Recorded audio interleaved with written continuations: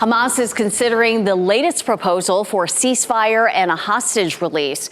The U.S. and other mediators are hoping that it will avert an Israeli attack on the town of Rafah in Gaza. NBC's Raf Sanchez reports from Tel Aviv.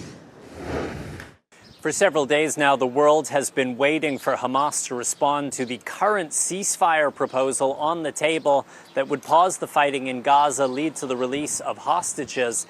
An Israeli official tells NBC News they believe that response is likely to come today, and Israel's war cabinet will meet this evening to discuss next steps. Now, this comes after a rapid-fire visit to the Middle East by Secretary of State Blinken. He is back in Washington now after a trip that involved Saudi Arabia, Jordan, and Israel.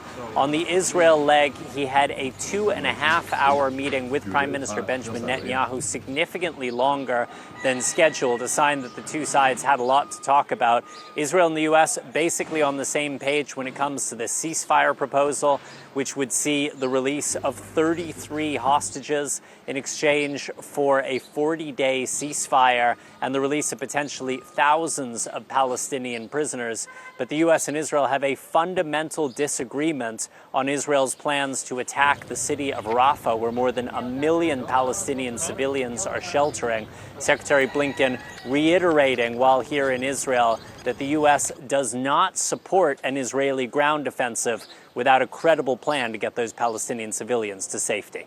Raf Sanchez, NBC News, Tel Aviv.